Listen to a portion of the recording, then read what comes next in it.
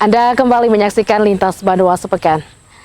Pemirsa, Banjar bersalawat bersama Habib Syekh bin Abdul Qadir Assegaf kembali berkumandang di bumi Serambi Mekah.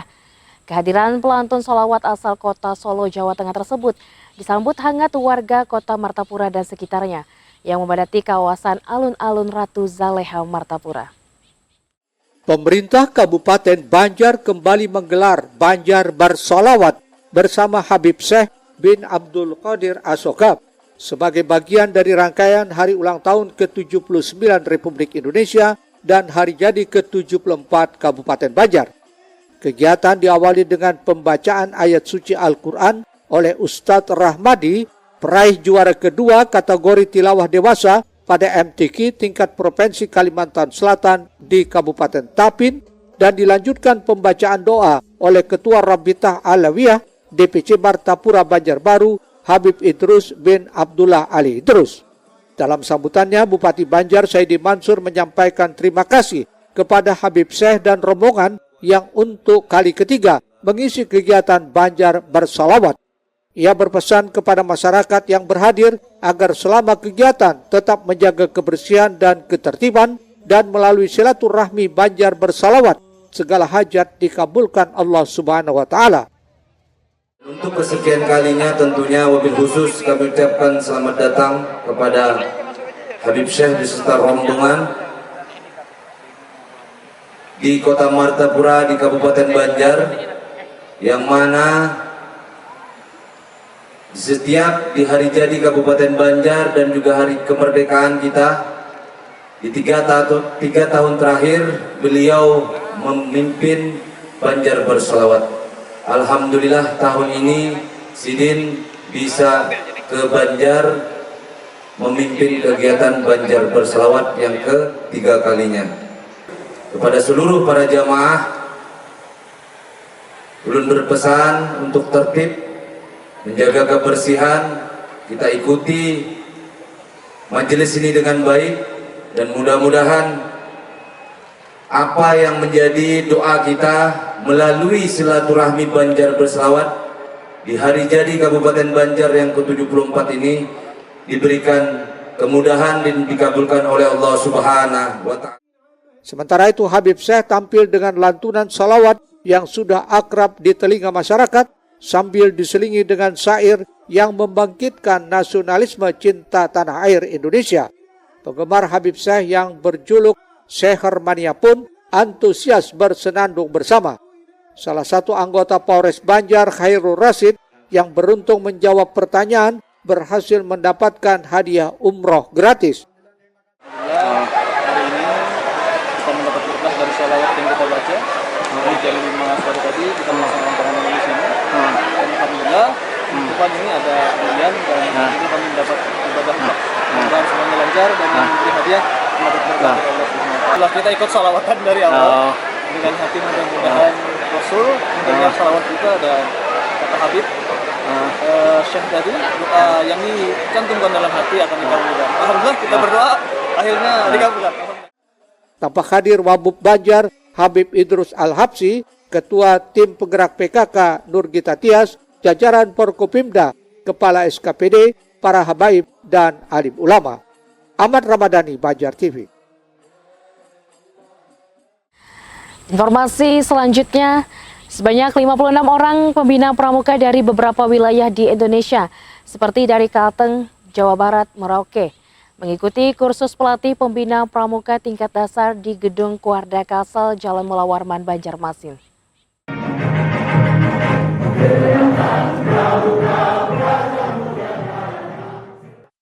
Sebanyak 56 orang pembina pramuka dari beberapa wilayah di Indonesia mengikuti kursus pelatih pembina pramuka tingkat dasar berlangsung di Gedung Kuarda Kalsel, Jalan Mula Warman, Banjarmasin. Ketua Pusdiklat Gerakan Pramuka Kalsel mengatakan kegiatan yang diselenggarakan Kuarda Kalsel ini berlangsung dari tanggal 24 sampai 29 Agustus 2024. Adapun pesertanya tidak hanya dari Kalimantan Selatan, melainkan diikuti dari berbagai wilayah di Indonesia, seperti dari Kalimantan Tengah, Jawa Barat, bahkan ada yang dari Merauke. Disebutkannya kursus pembina pramuka tingkat dasar ini sebagai bekal pengetahuan, manajerial, dan teknik kepramukaan yang terkini dan harus dimiliki pembina pramuka, sekaligus juga untuk menjadikan pembina pramuka cerdas yang menguasai ilmu pengetahuan. Harapannya setelah mereka keluar dari kursus pramuka tingkat dasar ini bisa menjadi pelatih yang handal untuk memperkuat wakil cabang mereka dalam upaya meningkatkan SDM pramuka yang ada di daerahnya masing-masing. Tak hanya itu, peserta KPD diharapkan juga tidak berhenti sampai di sini, namun tetap mengembangkan dirinya sendiri dan mengembangkan para pembina di lingkungan binaannya. Harapan kami dalam kegiatan ini nantinya mereka di keluaran dari KPD ini mereka keluar sebagai pelatih-pelatih yang handal yang nantinya bisa terjun untuk memperkuat wakil cabang mereka dalam upaya peningkatan sumber daya pramuka yang ada di daerahnya masing-masing. Ini berapa hari Pak rencana? Insya Allah kegiatan ini akan kita laksanakan selama 7 hari yang dilaksanakan pada tanggal 23 sampai dengan 29 Agustus 2024 dilaksanakan di 2 tempat. Yang pertama kita laksanakan di Gedung Kuartir Daerah Kalimantan Selatan selama 5 hari. Kemudian nantinya akan kita lanjutkan di Kebun Pramuka Kirampak selama 2 hari dengan metode berkemah. Tidak berhenti sampai di sini. Tentunya sebagai seorang pelatih akan terus mengembangkan dirinya sendiri dan juga terus mengembangkan para pembina-pembina yang ada di lingkungan binaannya, yaitu ke jenjang yang selanjutnya, yaitu kursus pelatih pembina pramuka tingkat lanjutan, insya Allah. Sementara itu, Kuartir Nasional Gerakan Pramuka September Rianti mengatakan kegiatan ini sangat penting dalam upaya mencetak pelatih-pelatih yang akan berhadapan langsung dengan pembina, yang nantinya akan mencetak kader-kader pramuka, khususnya peserta didik, penggalang, siaga, penegak, dan pendeka.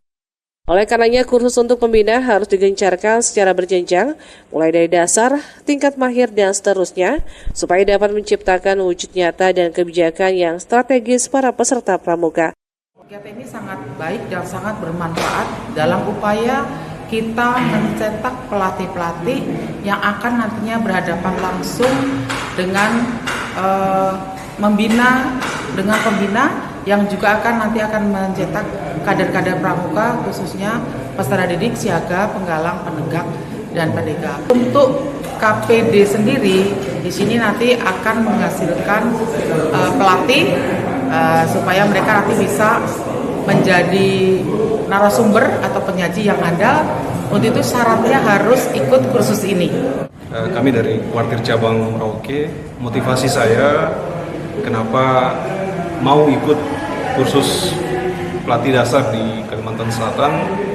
Pertama, berdasarkan pada asas dari Pancasila ini sendiri dan juga sifat dari Pancasila sendiri yang notabene bersifatnya itu nasional, regional, bahkan internasional, universal.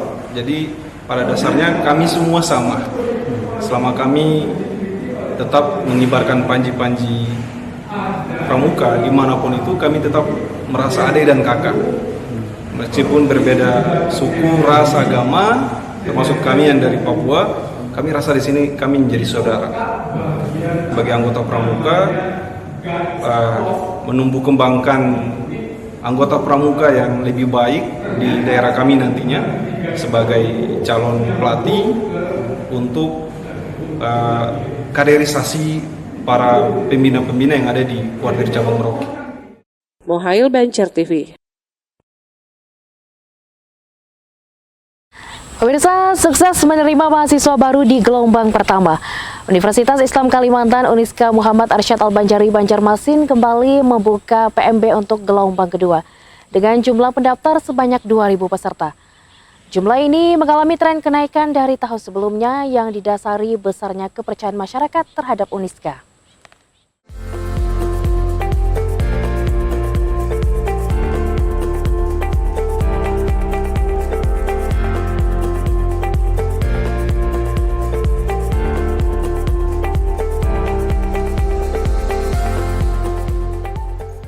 Universitas Islam Kalimantan Uniska Muhammad Arsyad Al-Banjari Banjarmasin tahun ini kembali membuka penerimaan mahasiswa baru untuk gelombang kedua yang diikuti sebanyak 2.000 mahasiswa berlangsung di kampusnya di kawasan Handil Bakti, Kabupaten Baritokwala, Minggu 25 Agustus 2024. Seperti PMB gelombang pertama yang sukses digelar pada bulan Juni lalu, penerimaan mahasiswa baru gelombang kedua ini mengharuskan para peserta untuk mengikuti serangkaian tes, mulai dari tes tertulis hingga tes narkoba.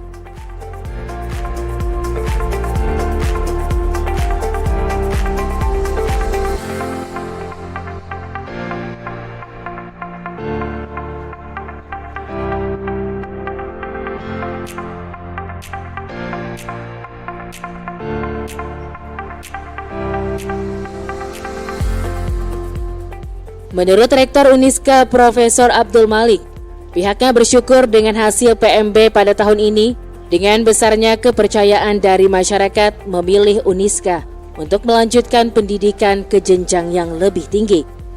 Jika dilihat dari tahun sebelumnya, jumlah kuota yang terpenuhi untuk tahun ini tidak mengalami perbedaan yang signifikan.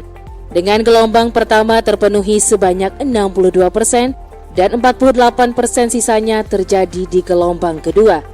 Meski begitu, untuk jumlah pendaftar tahun ini mengalami peningkatan dengan total sebanyak 5.500 calon maba yang nantinya akan dipilih sekitar 4.500 mahasiswa. Kalau sampai tahun ini itu hampir sama ya dengan tahun kemarin. Sampai tahun ini ya itu jumlah totalnya itu ya 5.400 ya, 22 yang mendaftar ya. Biasanya pengalaman kami tahun-tahun kemarin itu yang diterima itu sekitar 4.500-an lah, kurang lebih segitu.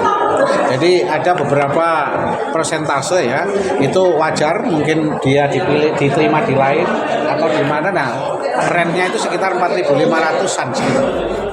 Profesor Abdul Malik menambahkan, Uniska saat ini juga membuka PMB jalur inklusi bagi mahasiswa disabilitas dalam mewujudkan terwujudnya kampus inklusi atau ramah disabilitas. Erwin Yudanuari, Banjar TV.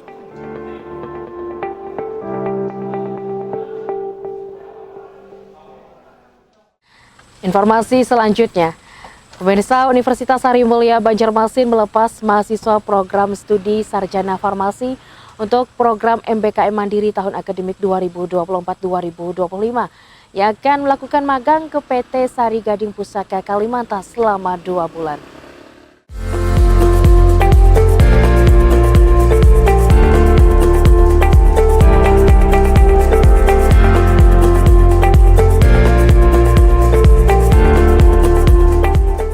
Selama 2 tahun berturut-turut, Universitas Sari Mulia Banjarmasin berhasil meraih prestasi dalam program kompetisi Kampus Merdeka yang diselenggarakan oleh Direktorat Jenderal Pendidikan Tinggi dengan menerima pendanaan sebesar Rp600 juta untuk melaksanakan program MBKM Mandiri atau magang bagi program studi sarjana farmasi.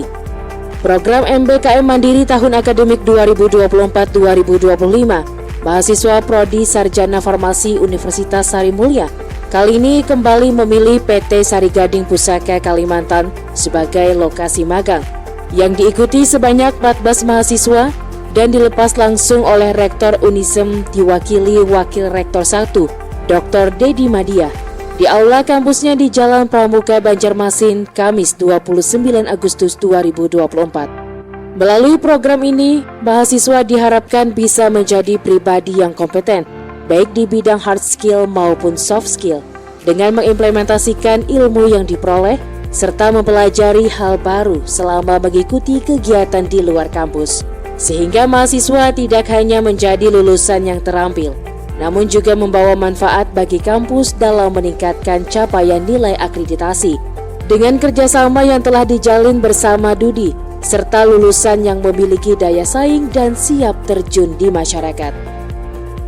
Tentunya harapannya untuk kegiatan magang MBKM Mandiri ini yang akan dilaksanakan di PT Sari Gading oleh mahasiswa-mahasiswi kami di jurusan farmasi agar menjadi mahasiswa yang kompeten di bidang hard skill maupun soft skill ya.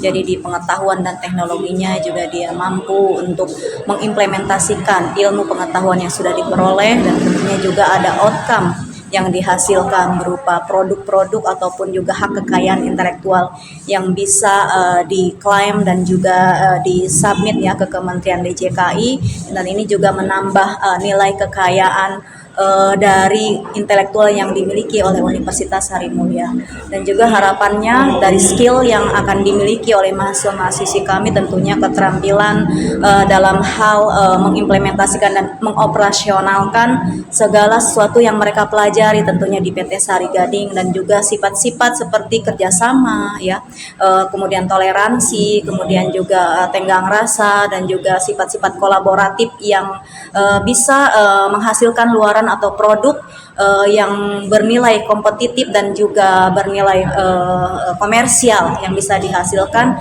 oleh mahasiswa-mahasiswi kami. Sementara itu, menurut Ketua Prodi Sarjana Farmasi Unisem Apoteker Iwan Yuwindri menyebut, nantinya selama mengikuti kegiatan, mahasiswa akan didampingi bersama dosen pembimbing dengan target mereka bisa memenuhi capaian pembelajaran yang telah ditetapkan. Nah, kegiatan ini sendiri merupakan kegiatan pemagangan yang dilakukan selama 2 bulan di industri, dan mereka nanti akan mendapatkan proses rekognisi dari kegiatan tersebut sebanyak 10 SKS, dan pada saat prosesnya kita siapkan dosen pendamping yang selama kegiatan itu melakukan proses pendampingan, dan kita lengkapi juga dengan berbagai macam dokumen akademik baik dari kegiatan modul, logbook dan sebagainya macam, sehingga kegiatan yang mereka lakukan dalam kegiatan magang itu terarah jelas apa yang mereka lakukan, dan itu juga akan berkaitan dengan capaian pembelajaran yang kita tetapkan di program studi. Pelepasan MBKM Mandiri ini turut dihadiri manajer operasional, pengembangan bisnis dan mutu produk PT Sari Gading Pusaka Kalimantan, Abdi Abdullah Talib. Erwin Yudanuari, Banjar TV.